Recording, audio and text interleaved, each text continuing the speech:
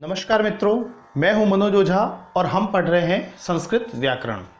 संस्कृत व्याकरण में अब तक हम वर्णमाला, उच्चारण स्थान, स्वर संधि और व्यंजन संधि के बारे में पढ़ रहे हैं। इससे पहले स्वर संधि सारी कंप्लीट हो चुकी है। अगर आपने उन वीडियो को नहीं देखा हो तो उन वीडियोस को अवश्य देख लें। और व्यंजन संधि के अंतर्गत आज हम बहुत ही एक महत्वपूर्ण संधि पढ़ने जा रहे हैं जिसका नाम है पर सवर्ण संधि। इससे पहले हमने पढ़ी थी पूर्व सवर्ण। कौन सी संधि पढ़ी थी? पूर्व सवर्ण। अब देखिए, पूर्व सवर्ण का मतलब आप समझ गए होंगे बहुत अच्छे से। मैंने उस संधि को, अगर आपने उस वीडियो को नहीं देखा तो देख लीजिएगा। पूर्व मतलब ये प्लस प्लस के ठीक पहले जो वर्ण होता है इसको कहते हैं पूर्व वर्ण, और प्लस के ठीक जो बाद वाला वर्ण होता है उसे हम कहते हैं पर वर्ण। तो पूर्व वर्ण के अनुसार आदेश होना उसको तो कहते हैं पूर्व सवर्ण संधि। और दूसरी संधि है हमारे पास अभी आज जिसको हम पढ़ रहे हैं पर सवर्ण। पर यानी बाद वाला, बाद वाले वर्ण के अनुसार आगे वाला वर्ण जो होगा वो बदल जाएगा। आइए देखते हैं क्या है इस संधि में। अनुस्वार पूर्व सवर्ण संधि, इसको अनुस्वार पर सवर्ण संधि भी कहा जाता है। कई पुस्तकों में आपको अनुस्वार पर सवर्ण संधि के नाम से भी मिलेगी, लेकिन दोनों एक ही हैं, पर सवर्ण अथवा तो अनुस्वार पर सवर्ण। हालांकि इसको अनुस्वार पर सवर्ण क्यों कहा जाता है, इसके पीछे कारण जो अभी मैं आपको बताऊंगा। लेकिन उससे पहले पर सवर्ण का मतलब क्या होता है? बाद वाले वर्ण के अनुसार आदेश होना। बाद वाला वर्ण जो होगा उसके अनुसार आदेश हो जाता है। अब देखिए, सबसे पहले हमारे दिमाग में वही तीन प्रश्न, किसे होगा, अर्थात बाद वाला वर्ण जो है उसके अनुसार आदेश होता है, वो आदेश किस वर्ण को होगा? तो वो आदेश होने वाला है अनुस्वार को। अनुस्वार मतलब जिसे हम अंग की मात्रा कह सकते हैं, अनुस्वार वर्ण। अनुस्वार जो होता है, जब हमने वर्णमाला पढ़ी थी तब उसमें देखा था कि अनुस्वार जो है स्वर, व्यंजन और इनके अलावा कुछ अयोगवाह होते हैं, और उन अयोगवाह में हमने बात की थी अनुस्वार की। तो अनुस्वार जो है जिसे हम अंग की मात्रा के नाम से जानते हैं, तो उसको, अनुस्वार वर्ण को ये पर सवर्ण आदेश होता है, अर्थात बाद वाले वर्ण के अनुसार आदेश होता है। अब चलिए, क्या होगा? क्या होगा मतलब कौन सा वर्ण आदेश होगा? तो इसके लिए बताया गया है पर सवर्ण होगा। पर सवर्ण होगा, पर सवर्ण अर्थात बाद वाले के जैसा। ब्रैकेट में आप ध्यान से देख रहे हो तो अनुस्वार, अनुनासिक वर्ण होगा। अनुनासिक वर्ण कौन सा वर्ण होगा? अनुनासिक वर्ण। अब अनुनासिक वर्ण किसे कहते हैं? तो इसके लिए बहुत ही सिंपल तरीके से मैंने आपके लिए यहाँ लिखा है। अनुनासिक वर्ण मुख और नासिका दोनों से बोले जाने वाले वर्ण। ऐसे वर्ण जिनका उच्चारण मुख और नासिका दोनों से होता है। ऐसे वर्ण कौन से? याद कीजिएगा उच्चारण स्थान वाला वीडियो, अगर आपने नहीं देखा हो तो उसको पहले देखिए। उच्चारण स्थान, उच्चारण स्थान में हमने पढ़ा था कि कुछ वर्ण ऐसे हैं जो मुख और नासिका दोनों से बोले जाते हैं।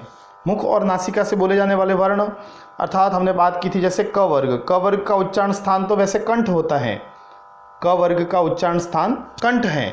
लेकिन फिर हमने बात की थी यमगणनानाम नासिका च, अर्थात क वर्ग जो होता है, क वर्ग का पंचम वर्ण, अर्थात क वर्ग में तो सारे वर्ण आ गए, क ख ग घ ङ, तो क वर्ग का तो ये होगा, लेकिन इसमें ग भी शामिल है, क ख ग घ ङ, जो क वर्ग का पंचम वर्ण है। तो इसका कंठ भी होगा और कंठ के साथ साथ इसका नासिका भी होता है। अब देखिए, कंठ तो बोला जाता है मुंह से, और नासिका अर्थात नाक से भी इसका उच्चारण होता है।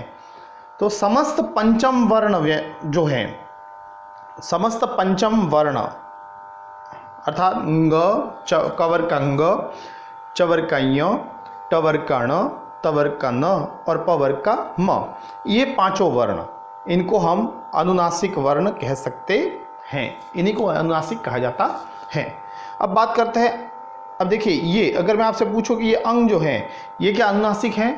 नहीं, क्योंकि हमने पढ़ा था अनुस्वारस्य नासिका। अनुस्वार जो वर्ण होता है उसका नासिका होता है। नासिका अनुस्वारस्य, ये सूत्र था। अनुस्वार जो होता है उसका हमेशा नासिका, केवल ये नासिक के वर्ण है, अर्थात नासिका से बोला जाने वाला वर्ण होता है। तो फिर मैंने यहाँ क्यों लिखा, तो ध्यान से देखिएगा, मैंने यहाँ अंग नहीं लिखा है, अ और अ के ऊपर चंद्र बिंदु लिखा है। और ये जो है चंद्र बिंदु का मतलब यही होता है कि वो मुख और नासिका दोनों स्थानों से बोला जाता है, इसलिए ये भी अनुनासिक वर्ण होता है। चलिए अब वापस बात करते हैं हम। तो मित्रों अब समझ में आ गया होगा कि अनुस्वार के स्थान पर, अनुस्वार जो वर्ण है उसके स्थान पर क्या हो जाना, परस सवर्ण। परस सवर्ण अर्थात देखो ये अनुस्वार है, इस अनुस्वार वर्ण के स्थान पर बाद वाले के अनुसार क्या हो जाना, अनुनासिक वर्ण हो जाना। परस सवर्ण अर्थात बाद वाले के समान, और कैसा वर्ण हो जाना, अनुनासिक वर्ण हो जाना। अब अनुनासिक से एक बात तो समझ में आ गई, या तो होगा पंचम वर्ण या कोई ऐसा वर्ण जिसके ऊपर चंद्र बिंदु लगा हुआ हो, ऐसा वर्ण कोई होगा। मित्रों देखिए ये संधि बहुत ही क्लिष्ट मानी जाती है, लेकिन मेरा ऐसा मानना है कि इसके समान सरल संधि कोई नहीं है। इसका कारण ये है, कठिन लगने का कारण ये है क्योंकि वर्तमान में हिंदी भाषा को थोड़ा सरल बनाया जा रहा है, और सरल बनाने के कारण ही ये जो संधि है वो हमें थोड़ी कठिन लगेगी और नियमों के अनुसार। लेकिन आप चिंता मत कीजिएगा, ये संधि बहुत ही सरल तरीके से हम पढ़ने वाले हैं, बहुत ही सरल तरीके से। तो अब तक हमने क्या पढ़ा कि अनुस्वार जो है उसको क्या होगा, परस सवर्ण अनुनासिक वर्ण, अर्थात ये बात फिक्स हो गई है। अनुनासिक का मतलब कि यहाँ पंचम वर्ण कोई होने वाला है अथवा तो चंद्र बिंदु वाला कोई वर्ण होगा। लेकिन अब किसका पंचम वर्ण होगा, तो इसके लिए बाद वाला जो वर्ण है उसके अनुसार पंचम वर्ण होगा। बाद में कौन कौन से वर्ण होंगे अर्थात कब होगा, हमारा अगला प्रश्न यही बनता है। तो अनुस्वार के बाद यदि इन वर्णों में से कोई वर्ण हो, प्लस के बाद में अगर इन वर्णों में से मतलब वर्ग, सभी वर्गों के प्रथम, द्वितीय, तृतीय, चतुर्थ और पंचम वर्ण, अर्थात हम यहाँ ये कह सकते हैं कि सारे स्पर्श वर्ण, सभी स्पर्श वर्ण इनमें से कोई भी हो, अथवा अंतःस्थ वर्ण हो, अथवा तो अंतःस्थ वर्ण हो। अंतःस्थ वर्ण में कौन से आते हैं, य, व, र और ल, इनमें से कोई भी वर्ण हो, अथवा तो समस्त स्पर्श वर्ण अर्थात वर्गों, सभी वर्गों, कवर्ग, चवर्ग, टवर्ग, तवर्ग और पवर्ग, इनमें से कोई भी वर्ण हो, तो अनुस्वार को परस सवर्ण के अनुसार अनुनासिक हो जाता है। क्या होगा, अनुनासिक हो जाता है। आइए देखते हैं इसको सूत्र के अनुसार।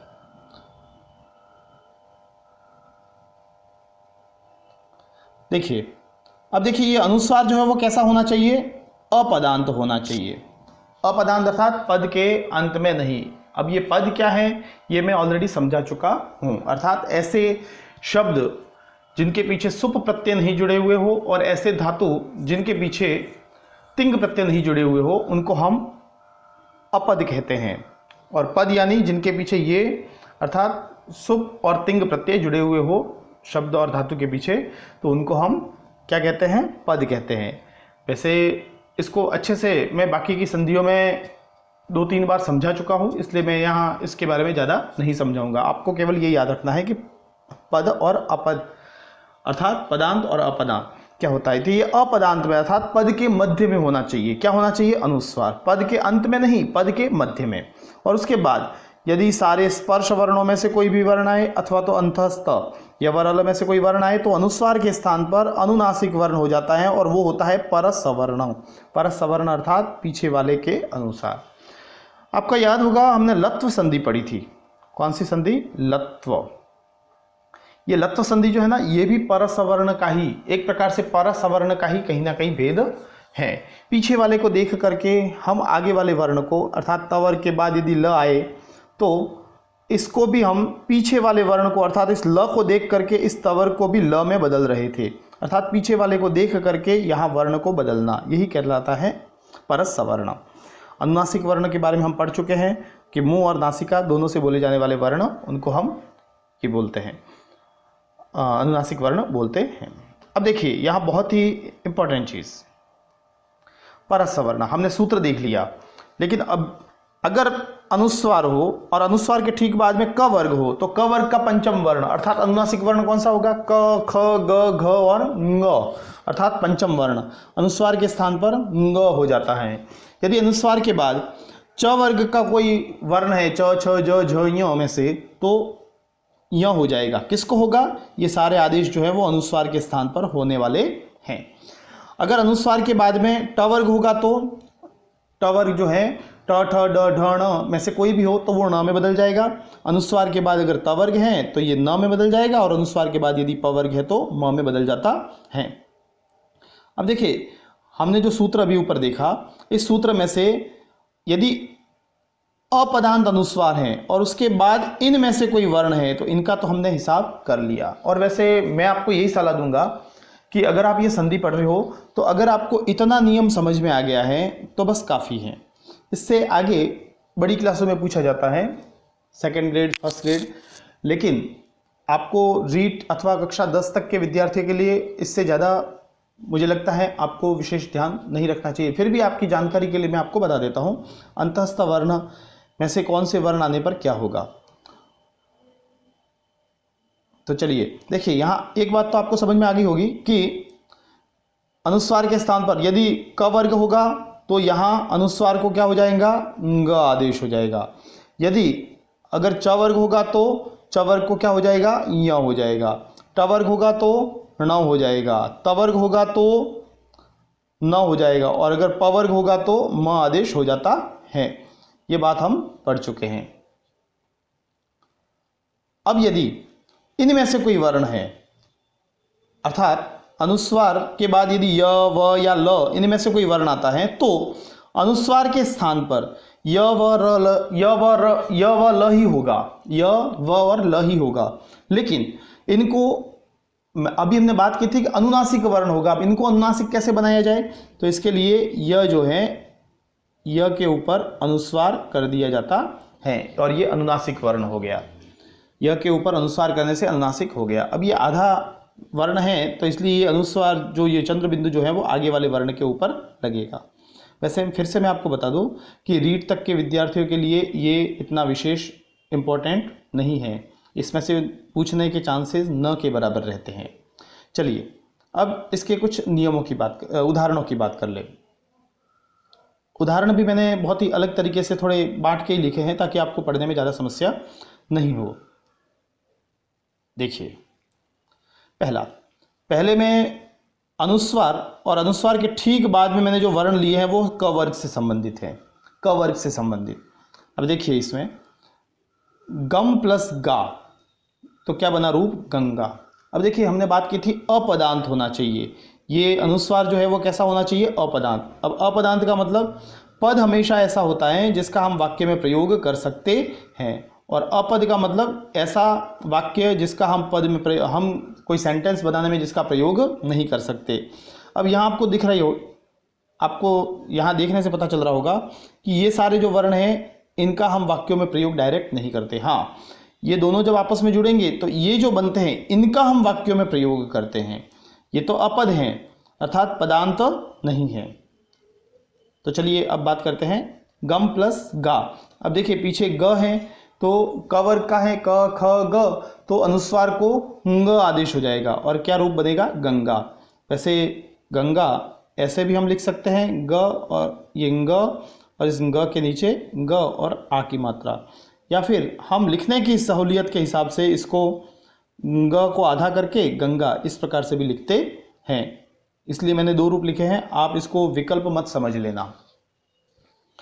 चलिए आगे बात करते हैं शम प्लस खह तो क्या बना? शंख। ख हैं यहाँ सभी, ये जितने भी उदाहरण हैं इन सब में क वर्ग होने के कारण यहाँ अनुस्वार को ङ आदेश होगा। फिर अंग प्लस कह अंकः, अंग प्लस कितः अंकितः, लंग प्लस घनम लंघनम और शम प्लस का शंका। इस प्रकार का रूप सिद्ध होता है। देखो अभी मैंने कहा था कि हिंदी को सरल बनाने के लिए शायद कहीं ना कहीं ये संधि हमें बहुत ज़्यादा टफ लगती हैं। इसका कारण क्या है? देखिए अगर हमें हिंदी में कहा जाए गंगा लिखना है तो हम ऐसे लिखेंगे गंगा, बस हो गया। लेकिन संस्कृत वाला जो होता है वो गंगा ऐसे नहीं लिख करके ऐसे लिखेगा, गंगा। बस यही फर्क है दोस्तों, हिंदी के अनुसार ये सही है और संस्कृत के अनुसार ये सही है। वैसे मूल रूप से देखा जाए तो संस्कृत में ये सही होगा। अगर संस्कृत में हम ऐसा लिखते हैं तो इसे शायद व्याकरणिक दृष्टि से इसको गलत भी माना जा सकता है। चलिए अब बात करते हैं च वाले उदाहरणों की।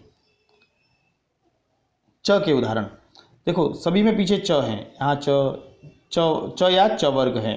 तो देखिए यहाँ क्या होगा, च वर्ग को य आदेश होता है। अंग प्लस चितः अंचितः, मन प्लस चह मंचः, झन प्लस जा जंझा, खन प्लस जह खंजह, लांग प्लस छनम लांछनम, और व्यन प्लस जनः व्यंजनः। देखो व्यंजन संधि, जिस संधि के बारे में हम पढ़ रहे हैं काफ़ी दिनों से, वो व्यंजन शब्द है, वो भी व्यंजन संधि में ही परस सवर्ण संधि का एक उदाहरण है।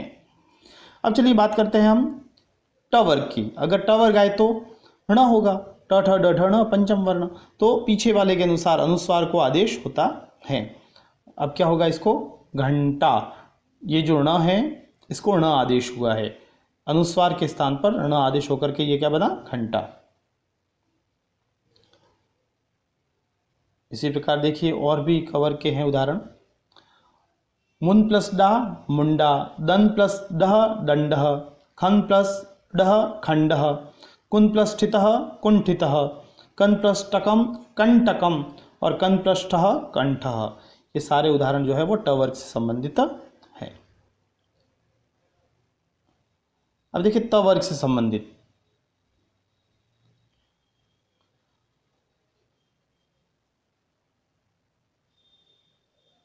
त वर्ग से संबंधित जो है उदाहरण, इनको हम देखते हैं। शान प्लस तह, अब त वर्ग है तो बेशक यहाँ न होगा, क्या होगा, न, तो शांतः रूप बना। मन प्लस दह मंदः, बन प्लस धनम बंधनम, मन प्लस थनम मंथनम, नंदंती नन प्लस दति, सन प्लस दिहि। देखो संधि जो पढ़ रहे हैं वो भी संधि भी इसी संधि का उदाहरण है, संधि। क्रांत प्लस दिहि क्रांति ही, भ्रांत प्लस दिहि भ्रांति ही। मुझे लगता है ये संधि बहुत ही ज़्यादा इम्पोर्टेंट भी हैं और साथ ही साथ अगर हम बात करें तो बहुत ज़्यादा सरल हैं। शायद इससे ज़्यादा और कोई दूसरी संधि सरल नहीं है, क्योंकि पीछे वाला वर्ण देखते ही अनुस्वार के स्थान पर हमें पंचम वर्ण कर देना है। कम प्लस पनम कंपनम, गुम प्लस फितः गुम्फितः, लम प्लस बह लंबः, स्तंभ प्लस बह स्तंभः, पम प्लस प्ला पंपा। इस प्रकार से इसके रूप सिद्ध होते हैं। अब देखिए यहाँ एक बहुत ही विशेष चीज मैं आपको दिखाने वाला हूं, वो बात क्या है, ध्यान से देखिएगा।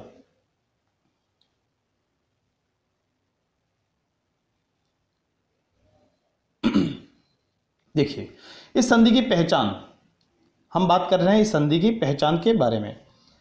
अब देखिए पहचान इसकी क्या है, एक अनुनासिक वर्ण अर्थात पांचवा वर्ण आएगा। देखिए यहाँ ये सारे जो एग्जाम्पल है हम इन्हीं को देख लेते हैं।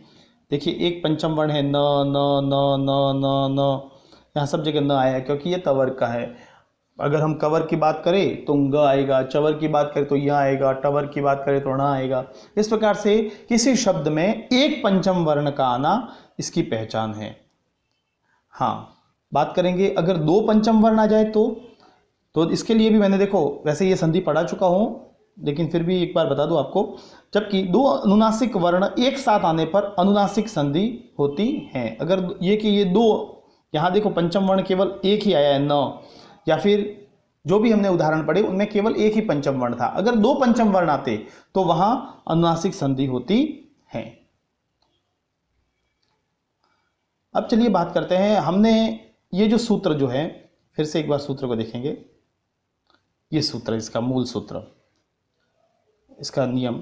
अब इस नियम में क्या पढ़ा है हमने, अनुस्वार और अनुस्वार के बाद वर्ग के पहले दूसरे तीसरे चौथे पांचवें अथवा तो अंतस्थ इन वर्णों में से कोई भी आए तो अनुस्वार के स्थान पर अनुनासिक वर्ण हो जाता है, और ये परस सवर्ण के अनुसार होगा अर्थात पीछे वाले वर्ण के अनुसार होगा।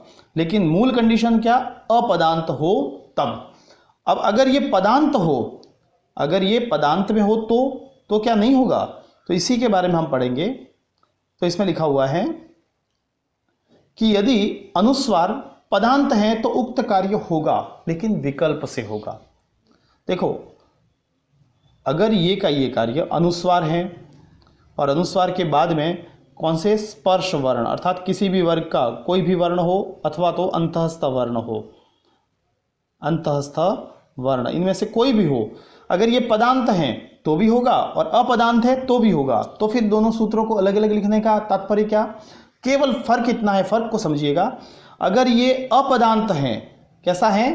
अपदांत। अपदांत होने पर इसको आदेश हमेशा होगा, और अगर ये पदांत हैं, पद का अंत हैं, तो ये वाला जो आदेश है ये आदेश विकल्प से होता है। जैसा कि देखो यहाँ लिखा हुआ है, यदि अनुसार पदांत हैं तो उक्त कार्य होगा, लेकिन कैसे होगा? विकल्प से। विकल्प का मतलब क्या होता है? आपकी इच्छा है तो आप उस वर्ण को बदलिए, आपकी इच्छा नहीं है तो आप मत बदलिए। देखिए इनके कुछ उदाहरण देखते हैं। देखिए, कार्यम करोति। अब कार्यम एक शब्द है जिसका हम वाक्य में प्रयोग करते हैं, तो कार्यम प्लस करोति। अब देखो यहाँ अनुस्वार है और अनुस्वार के बाद क है, तो क आते ही ग में बदलेगा, तो इसका रूप क्या बनेगा? कार्यं करोति। क्या रूप बनेगा? कार्यं, अनुस्वार ग में बदल गया और करोति, कार्यं करोति। अब देखो ये तो बिल्कुल हमारे नियम के अनुसार ही हो रहा है। अब इसमें हमें अनुस्वार जो है वो पदांत में है नहीं है ये कुछ देखने की आवश्यकता नहीं है, लेकिन केवल फर्क इतना है कि ये कार्य विकल्प से होता है, अर्थात हमारी इच्छा नहीं है तो बिल्कुल इस वाक्य को हम ऐसा कैसा लिख देंगे, कार्यम और करोति दोनों को अलग अलग वापस लिख सकते हैं। हाँ, कई कबार अगर कोई शब्द एक है तो उसको मिला करके भी लिख सकते हैं। अब देखिए किम प्लस करोषि, तो यहाँ किंग करोषि रूप बनेगा, अथवा तो विकल्प से होगा किम और करोषि। किम प्लस चित, तो किंचित रूप बनेगा, च है इसलिए यह हो जाएगा च अनुस्वार को किंचित। और अगर आप न चाहो कि ये संधि नहीं करनी है तो, लेकिन ध्यान रहे पदांत होगा तभी आपकी इच्छा पर निर्भर है, अपदांत होने पर ये संधि आपको करनी ही पड़ेगी। धर्मम चर, तो धर्मंचर या धर्मम चर, इस प्रकार से रूप बनता है। अब देखिए ये वाले जो उदाहरण हैं इनको, ये हमने एक नियम पढ़ा था। यहाँ देखो, इसको हमने क्या पढ़ा था कि य व या ल आए तो ये उसके ऊपर क्या हो जाएगा? अनुनासिक वर्ण बनाया जाएगा इस य व को, ठीक है, अनुस्वार के स्थान पर अनुस्वार जो है उसको ऐसा बनाया जाता है। चलिए इसके नियम की बात करते हैं हम।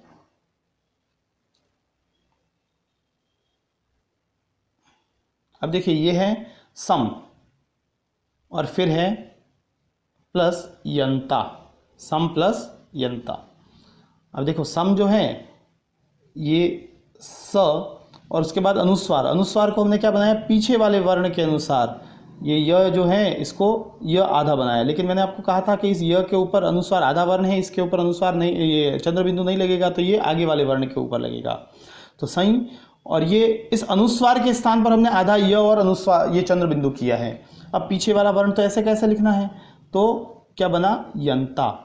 अर्थात आपको देखने पे लगेगा कि ये दो वर्ण, दो य कहाँ से आए, तो फिर से मैं बता दूं, ये य, ये तो ये पीछे वाला य तो जो है वो पीछे वाले वर्ण का य है, लेकिन ये जो य है ये अनुस्वार के स्थान पर पीछे वाले वर्ण को देख करके ये य आधा हुआ इस अनुस्वार के स्थान पर। अब तक हम जो पंचम वर्ण कर रहे थे, अब ये आप ऐसे ही मान लीजिए य जो है इसको य को पंचम वर्ण के रूप में हमने य किया है, और वो भी चंद्र बिंदु वाला आधा य।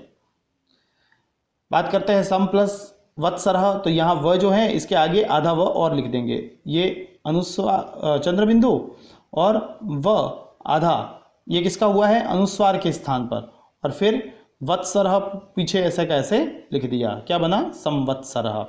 यम प्लस लोकम, तो क्या बनेगा? यन, अब ये ल ये अनुस्वार के अनुसार, और लोकम यन लोकम, इस प्रकार से रूप सिद्ध हुआ है। देखिए ये वीडियो जो है ये बिल्कुल YouTube चैनल पर बना रहेगा। आप अगर इस संधि को नहीं समझे हो तो इस वीडियो को दोबारा एक बार देख लीजिएगा, ताकि संधि बहुत अच्छे से आपको समझ में आ जाए। उम्मीद करता हूँ मित्रों आपको ये वीडियो बहुत ही अच्छा लगा होगा। अगर अच्छा लगा हो तो इसे लाइक कीजिएगा और अपने मित्रों के साथ अधिक से अधिक शेयर कीजिएगा, ताकि कक्षा 10 तक के विद्यार्थी और रीट लेवल फर्स्ट और सेकंड के विद्यार्थी जो हैं उनको इसका लाभ मिल सके। तो मिलते हैं एक नए वीडियो के साथ। जय हिंद, जय भारत, जय श्री कृष्णा।